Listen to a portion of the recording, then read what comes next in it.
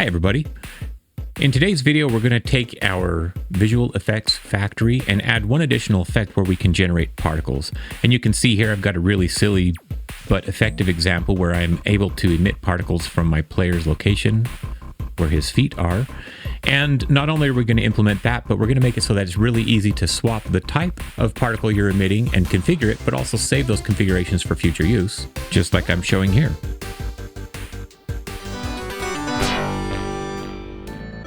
Hi, my name is Michael. Join me as we build an epic Metroidvania game in Godot 4 using GD script. This is the Metroidvania Forge. As I mentioned in the intro, we're going to be building these particles, right? This is an example here where we've got a wood chunk particle. And not only do we want these particles to be easy to implement, they'll be just like our dust effects from the previous episode. So we'll be able to spawn these particles with a line or two of code. We might need an additional line to determine a direction we want them to fly in, but it's still going to be super easy to use.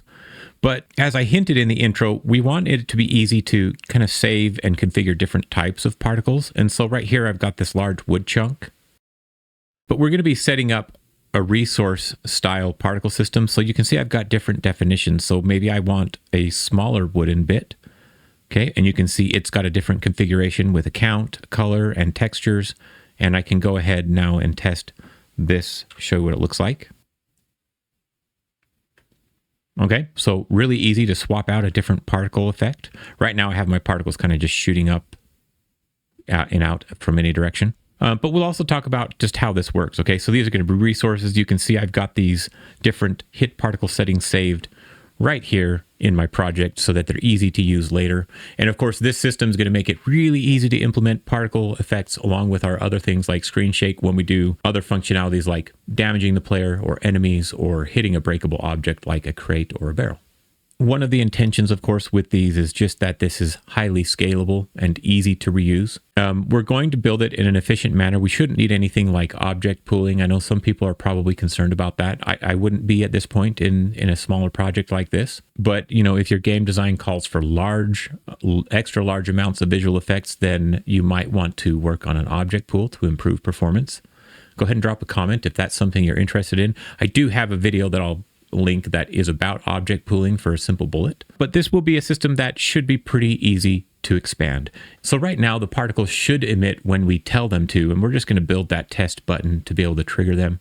But normally they should be able to emit at any point in time that you determine as a developer. We just want to make it easy to do so. And now the other requirement is that when we call them, it should be as easy to configure as possible. And so I'm going to look at the code and I'll show you another reason for using these predefined resources for our particle settings, and that's so that we have minimal code that we have to write. So for example, you don't want in your player every time you code a new ability that needs particles for you to have to write 7 lines of code or something like that, you know, and set up and configure stuff in the code. We really want to avoid that kind of work. This will make these particle systems also pretty easy to leverage for a designer, right? Or somebody who's less code savvy. You could give them this system with this game and say, okay, look, this is how you set up a thing that takes damage. And when you need to make a new kind of particle, just save it as this file type right here and load it up, right? It's going to make the system easy to work with. And so with that, let's go ahead and jump into the tutorial. In our last video, we built the VisualEffects Global, which is like a factory that can produce different things that we need. And we only really implemented a couple things, right? The dust effects, which we had 3 different types, as well as the screen shake. And then we kind of stubbed in a function for doing our particles. And in this video, I want to tackle the particles because in and of themselves, there's a lot more going on with them. So let's just go ahead and look back at that script real quick. Okay, so this VisualEffects script, you can see we've kind of set it up. Let's look at this particle, hit particles. Now, the reason why I wanted to split this out is because hit particles is going to require a lot in order to make it happen. We have things like a position. We're going to have a direction, like which direction are the particles flying, which is also going to be a vector too. And then I think we want to do other things like provide a texture, and maybe we want the ability to potentially change the color. And then on top of that, we need to be able to control the amount, which is maybe just an integer. But this is too much, in my opinion. All of these parameters and arguments. I mean, maybe it's not, but if every time you go to create a new particle, you have to figure all these things out and put them in your code, it's no longer simple to work with, right? And so what we're going to do is we're going to replace all of that with something that we'll call our particle settings. Okay. And we'll build a custom class that we can use to hold all of those settings. And this way we can kind of just pass it in. In addition, these settings are going to leverage a resource, so we can define some presets for our particles and just make this like an export parameter on anything that needs particles. And then you can just assign one or create one on the fly. So it's really going to simplify and streamline it and make it a little bit easier to work with. All right. And then that way, our ability to use hit particles is still, for the most part, hopefully going to be one line of code, maybe two. So the first thing that I really want to get into with this episode is building the settings for our particles here. So underneath Visual Effects, I'm going to create a new script. And we'll call this hit particle settings. And technically we want this to inherit resource, which, I mean, we could just change that in the script, but I'm going to go ahead and say create. And let's give this a class name. There we go. Okay, so we've got this new thing, and because it extends a resource, that means we can create resources that contain all of the data within. So I know a resource is new, but this is essentially a container for a set of data that we can save to our disk and reuse and things like that. And so the important things that we want to export right now in here are going to be some of those configuration items that I was just kind of explaining. So we want to count. So like, how many particles does this particular effect have? So this is an integer, and I'm going to set this to default by 8. And then we also want to export a color variable so that we can give it a tint or a color. And I'm going to set it to white by default. And then we can also export a texture. If we want to use a custom texture, we can do that here. And we don't need to give a default for the texture, okay? So this is essentially going to allow us to contain 3 pieces of data in one variable, right? I'm gonna go ahead and save that. Now, if we go back to our Visual Effects script here, now we can say that our settings is a hit particle settings object. I do want to, I'm gonna go ahead and include for now the position and the direction, okay? Because I don't think it's going to be cleaner to have those as part of the settings necessarily. But we've simplified this a little bit. So now it's just 3 arguments. So it's a little bit easier to instantiate one of these. Now you could combine and include the position and the direction within the settings object. There's going to be pros and cons. One of the downsides is going to be that you're going to have to create a settings object, and then you're going to have to update the position and the direction.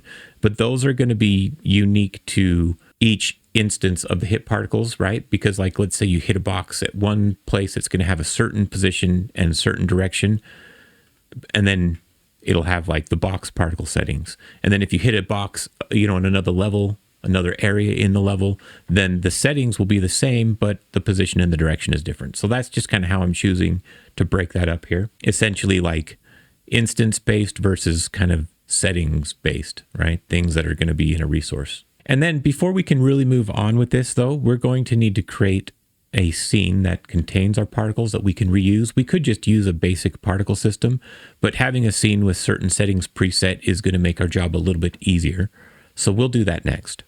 All right, so in order to do that, much like in our Visual Effects folder, how we created this dust effect scene, I'm going to go ahead and create a new scene here.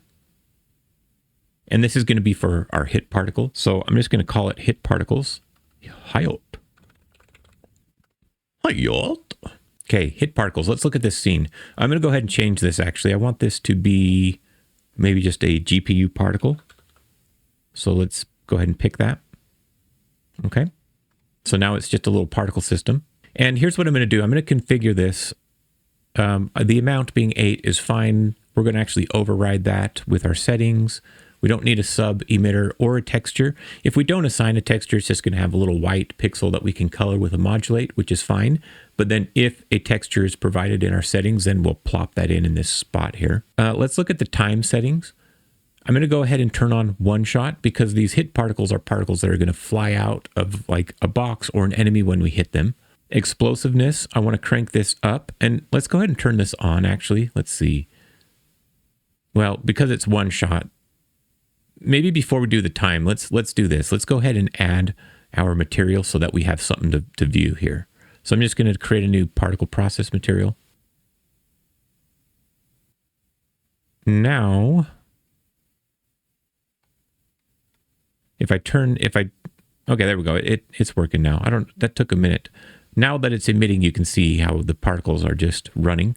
If I make this one shot, then what it'll do is each time we turn it on, it'll do the settings and then it'll stop.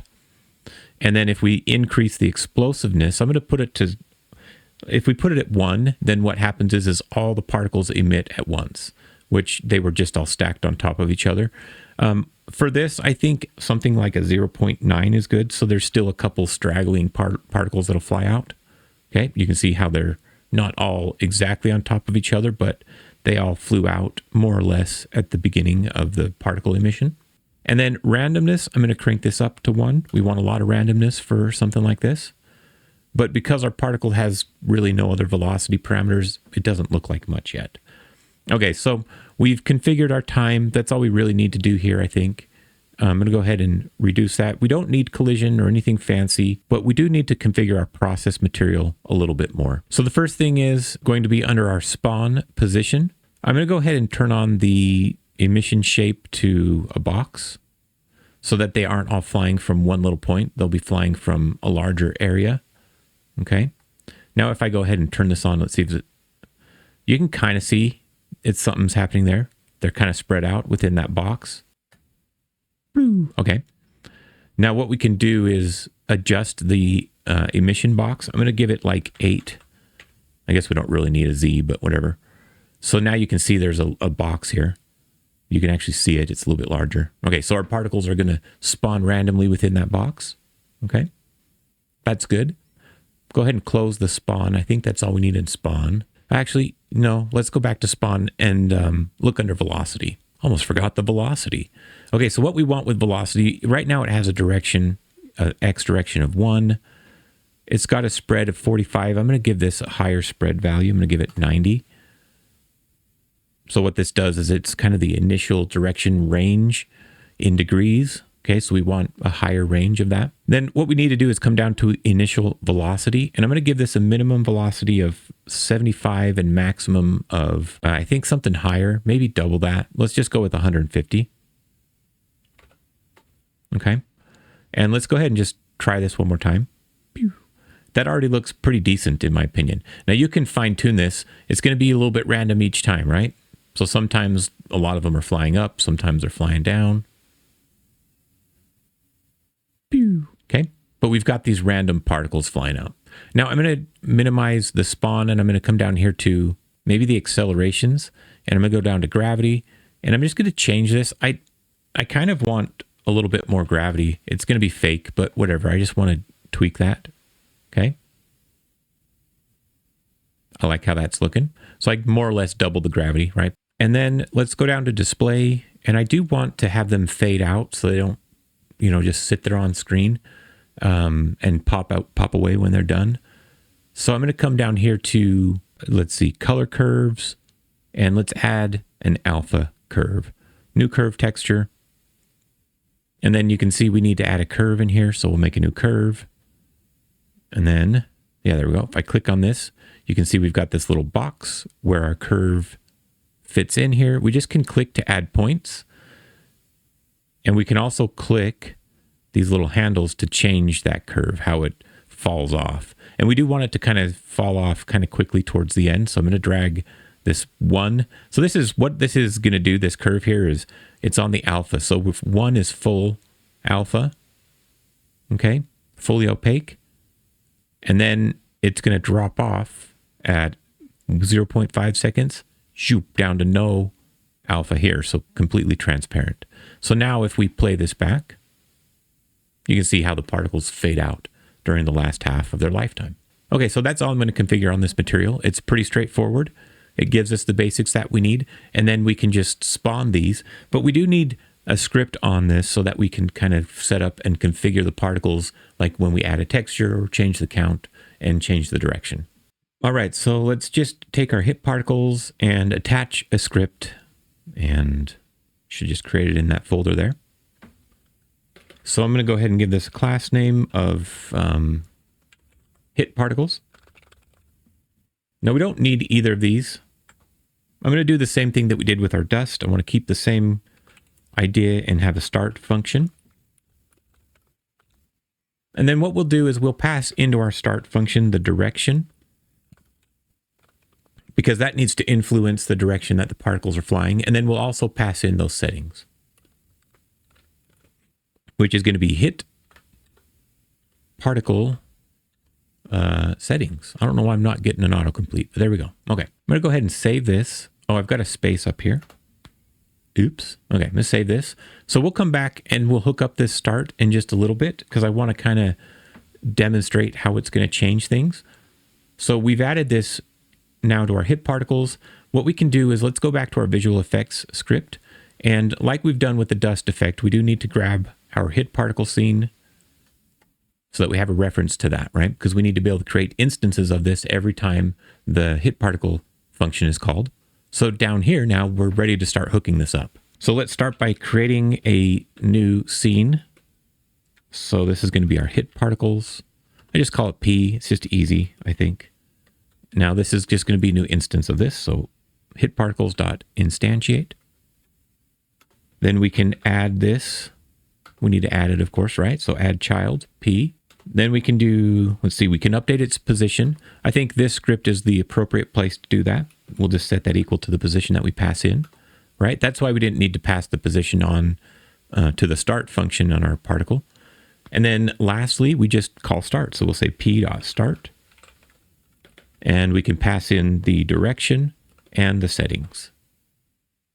Okay, there we go. So now we have a function, hit particles. It's going to spawn one of these. It's going to place it in the world. And I'd like to hook this up with that player HUD button that we created last time. So I'm going to call this test particles. Man, I'm having a hard time typing today, guys. Longtime viewers are like, Michael, you always have a hard time typing, my friend. Okay, so let's go ahead and open this little test particle script. I want to add something here. I want to export a variable for particle settings, because we're going to need to be able to provide some. Okay, so then what we'll do here is we'll say VisualEffects dot hit particles. Now the position, we did that thing last time where we got our player position. Let's go ahead and do that again. And in fact, I'm just going to grab it. I'm going to say variable POS vector 2 equals, and then I'm going to say get tree dot first node in group player dot global. Can I get his global position? I don't know if that's going to let me do that. Looks like it might. Okay, so then now here what we can do is we can pass in the position and then a direction. I'm just going to make one up for now. And it's just going to be 1, 0. Yeah, that should be facing to the right. And then I'm going to pass in my particle settings. Okay. So this can still be done in one line of code, assuming we don't need to get the position, but 2 if you need to get a position. Now we will probably need to calculate a direction, is why actually we're more likely to need to calculate this direction than the position, but we'll cross that bridge when we get there. Okay. So if I save this and I didn't make any mistakes, we should be able to test the scene. So I'm just going to load my little save screen, and we should be spawning a particle off of our player here. Probably the same problem I had last video. Let's go to our hit particles and let's make sure that these are on Z index 2 and try that again.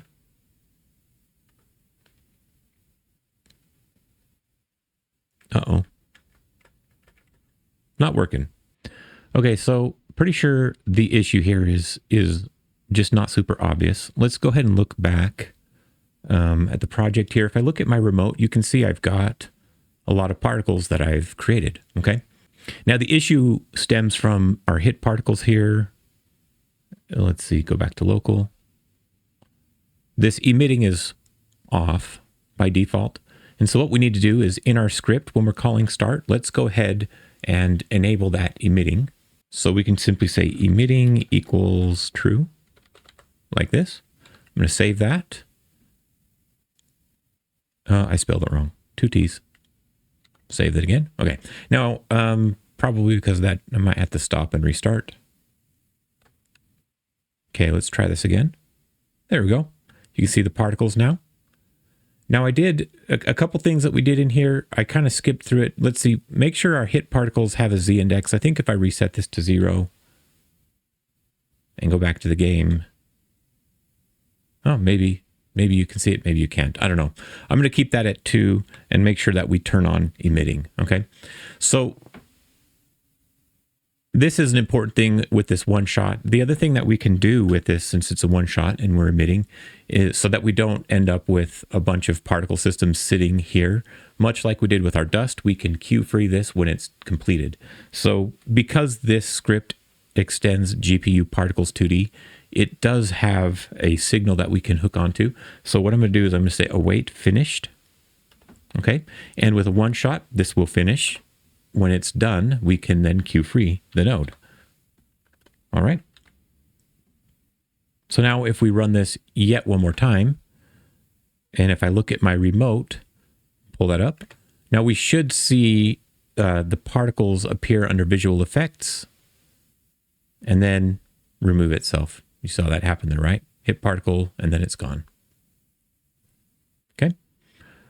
Which will help with the efficiency of the system, because obviously we don't want stuff sitting around forever. Okay, perfect. Now that we've managed to get that showing up, the next step is to deal with configuring the particles based on these settings. Okay, so now that we've got this here, I want to look at the settings, and actually right now we're not passing in any settings. It's just a null value. Like if we look at the player HUD, we're passing in particle settings, but we haven't assigned one, so that's going to be null. So just to be safe, let's go ahead and account for that, because as you can see, it still works to fire off those particles even if we don't have these settings in here, right? Because we've got a pre-configured scene for all of our particles. Okay, so I'm going to go, we'll just do a check if settings. Then if we have them, we'll go ahead and configure things accordingly, okay? The first thing that we could change would be the amount. So let's go ahead and just do that. Amount is actually a value on this GPU particle node. So we just set the amount equal to the settings. I guess we could have called that amount, but I think we call it count. Yeah, okay. So let's go ahead and save that. We aren't handling the direction yet. We'll get there. Let's maybe just implement one parameter at a time. So I'm going to go ahead and run this scene, and let's see. I hope this works how I'm expecting it to. If I pull up my player HUD and select this button, you can see I've got a particle settings. This is expecting one of those resource files, so we can create a new one or we could load one. We're going to save some presets, but for right now, for testing, let's just go ahead and make a new particle settings, which means it exists locally within the scope of this scene. It's just stored in this button. So we can change the count to like 1. And then hopefully this works. I'm going to go back to the game. And let's test particles. Uh-oh. It didn't work, and I noticed something here, an error.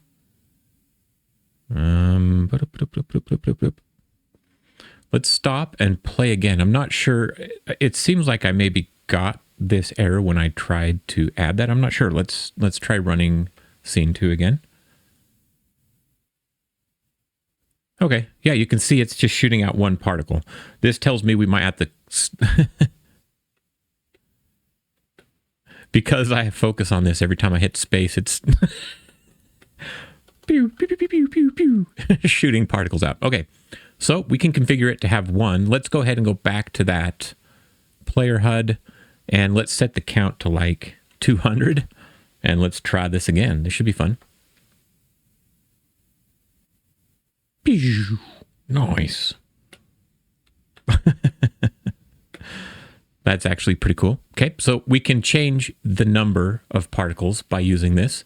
Let's go ahead and hook up the next setting. So if we look at this, maybe the next item would be color. And so let's make it red. Now, obviously, we don't have any code to control that. So let's go back to our script. And then down here, we can modulate this. We can set the color. I think the way I'm going to do it is just modulate the whole thing like that. Okay, let's run this again. There we go. There's 200 red particles. Pew. Pretty cool. Okay. The next item that we could deal with would be the texture, right? So we have a texture. We can, which is again, this is just another property that exists already on the GPU particle 2D. Like if we were to pull open our hip particle scene, we're just looking at this texture right here. Okay. By default, there is none and it still works, but we can set it. So we'll say settings.texture.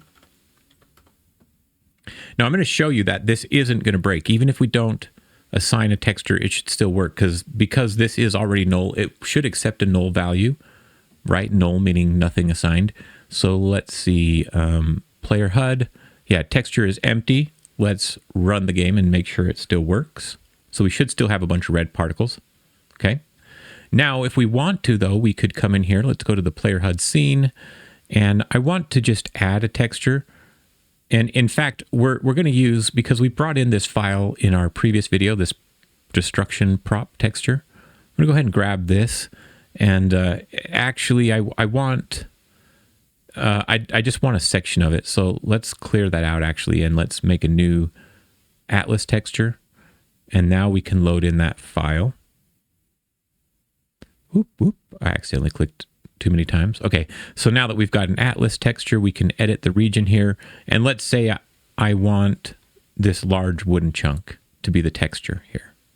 Okay, so I can just come in here and just select it like that.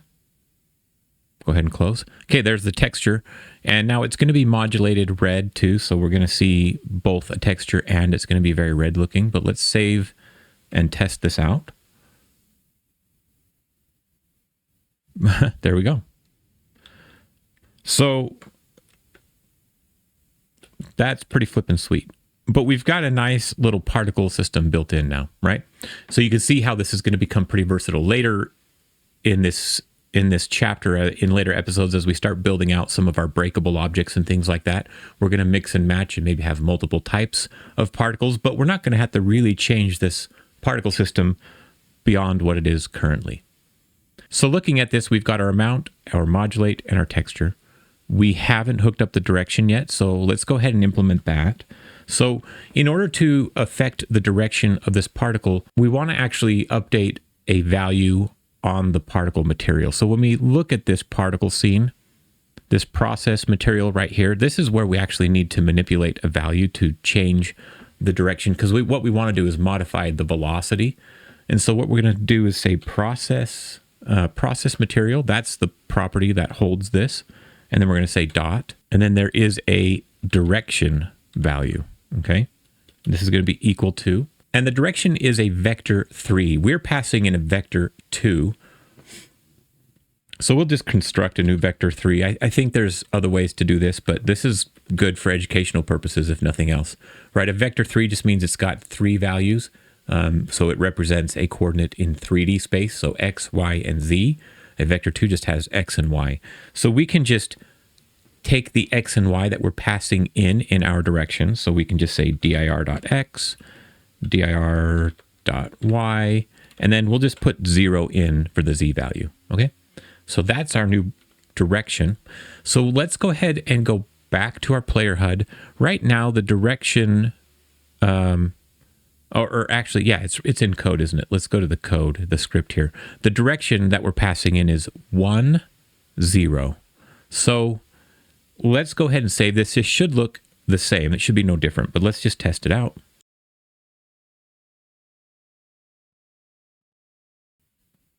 Okay, no change. And of course, you can see these are emitting from his feet. That's because the player's global position is here. I should have mentioned that earlier.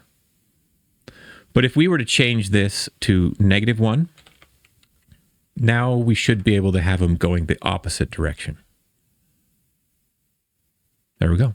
Okay, so now we can influence that. And I haven't messed with this a whole lot. Is that -11? Let's go ahead and make this a -1 on the Y. I didn't test changing the Y. I'm not sure how this is going to work. So let's go ahead and just run that again. I don't think it's going to work, actually. Oh, it actually kind of did. It did give it a more upward direction than it had before. Okay. And because I have -1 and -1, it's actually up and to the left, right? So theoretically, you could then calculate a direction. Like if we wanted it to be down, And straight down, we could do 0 on the X and 1 on the Y. And now if we run this again, there, particles flying down. I don't know why it's not letting me just change this and run it. I think it's because this script is part of the scene, and I think that's just not working. So you know how sometimes we edit the script live while we're playing. Okay, now they're flying in an upward direction. Okay, so you can configure and change this hit particle direction. We've already, dealt with the position and then the particle settings. So there's one last thing I want to do to just kind of represent how we can work with the particle settings, but we've essentially done everything that we need to integrate the hit particles into our VisualEffects factory, right? It's pretty straightforward, and now we can call this one line of code. I just want to talk about the settings and why we made it a resource, what the other benefits of that will be. Okay, I want to do something here. I'm going to let's go to our player HUD, and let's just look at this particle, this hit particle setting we created, right? Right now it's saved here. I'm going to clear this. The count I'm going to reset to something like 8.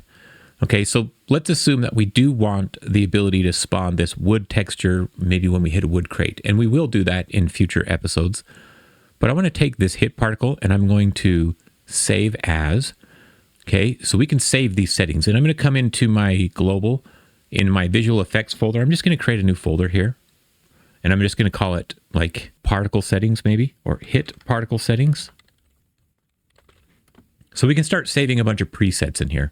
And I'm going to call this something else. I want to have a good naming convention that I can kind of carry forward. So it's going to be hit underscore wood underscore large. That's how I'm going to call it. So there'll be a hit underscore wood underscore medium and so forth. Let's go ahead and save that. So now this is linked to that, right? And so let's say we had just created this button. Now, instead of defining a hit particle like that, we could just come in here and load our large wood setting. Now, it's saved it here in this folder. I can duplicate this and I could call it medium. Okay, and then maybe with the medium, I'm going to just double click that and it'll pull it up here. Maybe we want the count to be higher, like 12. And we want to change the texture, so we could edit the region. And let's get this medium chunk of brown texture right here and save that. There we go. You could, of course, modulate it if you need to. I think the downside to how I've built this is the modulate and the texture don't play nicely together. You can't see what that looks like without testing it. But generally, I think I would personally only use the color if I didn't have a texture. You can change this if you want, but this gives you the system in place, right? You know how to work with this now. So we've got a medium, and then let's duplicate this, and we can make a small. Okay, let's just open the small, and maybe the small is more. Maybe it's 18 particles. We'll change the texture yet again. I'm sure you noticed it. There's a smaller bit right up here. And I'm leaving 1 pixel space around them. You could wrap it tight. It doesn't matter too much. I'm going to go ahead and close that. It might, depending on your sprite sheet, your atlas, but for mine, that seems fine. And then you could go through and create just a whole bunch of default particles. Like maybe you have one that's like a magic one, right? So we could come in here, right click and say create new resource. This is a different way of doing it. So now we could say, okay, what kind of resource? Well, I'm making a hit particle resource, and you can see my create new resource. There's a hit particle settings because it recognizes my script, my custom class. So I could create one of those. And I could call this one something like hit underscore magic underscore blue. Okay. And then we just open this hit magic blue. And let's say we want a lot of particles, like 25. And then we're going to give it like a bright blue color. And maybe we want this to have this brightness value cranked up to like 3 or 4. I'm going to go +3. Let's try that. Okay. So it's going to look white, but that's because it's so bright. So yeah, maybe we decrease it a little bit. I'll just drag it somewhere around there. 1.724. Okay, so now I'm going to go into my button, for example, and I could just say, yeah, actually, I want this when it gets hit. This is how we're going to use it in the future, right? When something gets hit, what kind of particles do we want it to emit? And then I could just clear this out and load. hit magic blue. Then when we run our project, it should do the new style of particles. Pew, pew. Yeah, you can't quite see the blue. That's kind of unfortunate, because I just made it too bright.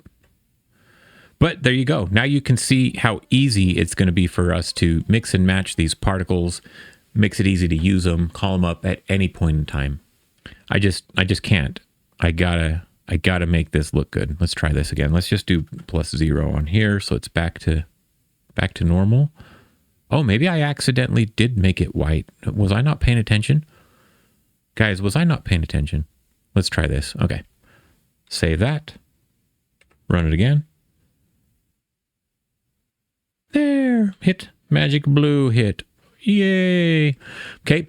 So what I suggest you do at this point then is go through and create some presets for your hit particles. And then what's nice about this is, as we just saw, I went and changed my color on my resource, and it's going to update every node in the game that is pointing to this resource. So, you know, if you've got like a standard type of particle that you want most enemies to have when they get hit, you could just create one resource, and then whenever you're configuring their particles in the future, you just assign the particle setting that you need, and you're done. You're good to go. Okay. And like I mentioned, we'll be able to stack multiple of these particles this way as well. All right. So there we have it. Now you've got a visual effects factory that's able to produce dust effects, particles, and a screen shake. And all of these effects are easy to reproduce with a single line of code, or maybe two, depending on what you need to do with the particles.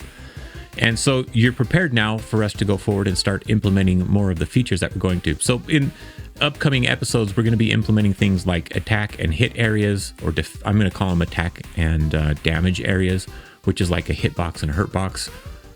I always confuse those terms, so I changed it for my own sake. And then as we do this and build things like breakable objects, we'll be able to do other things like assign one of these particle settings to it and have it emit particles when it gets hit, make it play audio, maybe make it shake the screen, anything that we need to, right? Use that little hit dust effect. So we can kind of start mixing and matching these. And you can take this system even further and go ahead and build in other effects if you want to. You know, maybe you've got effects that you want to add that are going to cause like a flash to happen, or maybe it's like a damage text would be a great visual effect that you could pop in here. I do want to talk real quick about a common question that I think I'll be getting, and that's going to be about object pooling and performance. I don't believe we need to worry about object pooling with this object factory. Godot is, as I mentioned in the last video, really good at instantiation and cleanup of nodes and data. And so I'm not going to worry about that with this. Now, there is one arena in our game project where I will probably be revisiting and implementing some pooling, and that's in our audio playback. So if we're playing back a lot of spatial 2D audio files, I think that's worth pooling. That's going to have more of a performance impact than most of these visual effects. Now, that being said, if you know you're going to be spawning thousands of those dust items on a regular basis, then maybe you do want object pooling. But until you get there, it's not going to make a noticeable difference. So thank you for following along. Go ahead and drop a comment and give this video a like and help YouTube know if it's worthwhile. And of course, subscribe if you're new.